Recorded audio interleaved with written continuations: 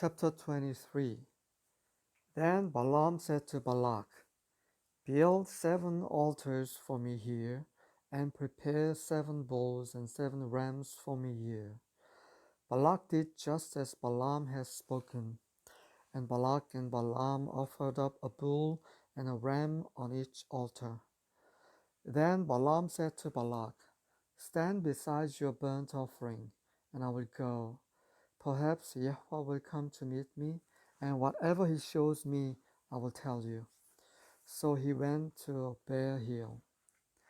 Now God met Balaam, and he said to him, "I have set up the 7 altars, and I have offered up a bull and a ram on each altar."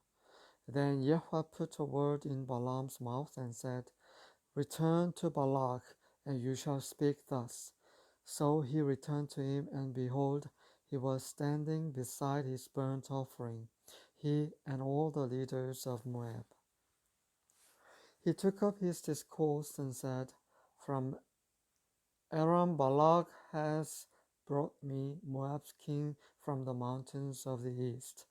Come, curse Jacob for me, and come, denounce Israel. How shall I curse whom God has not cursed? And how can I denounce whom Yahweh has not denounced?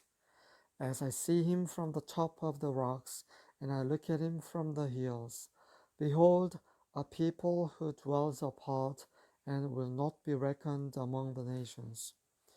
Who can count the dust of Jacob, or number the 4th part of Israel? Let me die the death of the upright, and let my end be like his." Then Balak said to Balaam, "What have you done to me? I took you to curse my enemies, but behold, you have actually blessed them." He replied, "Must I not be careful to speak what Yahweh puts in my mouth?"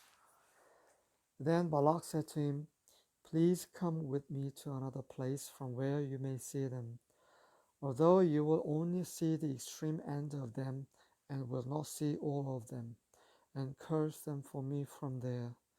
So he took him to the field of Zophim, to the top of Pisgah, and built 7 altars and offered a bull and a ram on each altar. And he said to Balak, "Stand here beside your burnt offering, while I myself meet Yahweh over there." Then Yahweh met Balaam and put a word in his mouth and said, "Return to Balak, and thus you shall speak." He came to him, and behold, he was standing beside his burnt offering, and the leaders of Moab with him. And Balak said to him, "What has Yahweh spoken?"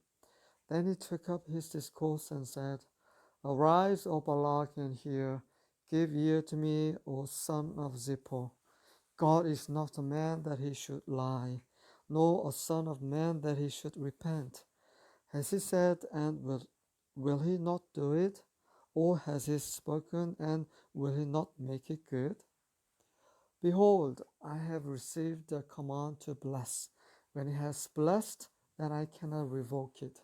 He has not observed misfortune in Jacob, nor has he seen trouble in Israel. Yahweh his God is with him, and the shout of a king is among them. God brings them out of Egypt. He is for them like the horns of the wild ox. For there is no omen against Jacob, nor is there any divination against Israel. At the proper time it shall be said to Jacob and to Israel what God has done. Behold, a people rises like a lioness, and as a lion it lifts itself. It will not lie down until it devours the prey and drinks the blood of the slain. Then Balak said to Balaam, "Do not curse them at all, nor bless them at all." But Balaam replied to Balak, "Did I not tell you, whatever Yahweh speaks, that I must do?" Then Balak said to Balaam, "Please come, I will take you to another place. Perhaps it will be agreeable with God that you curse them for me from there." So Balak took Balaam to the top of Peor, which overlooks the wasteland. Balaam said to Balak, "Build 7 altars for me here, and prepare 7 bulls and 7 rams for me here." Balak did just as Balaam had said, and offered up a bull and a ram on each altar.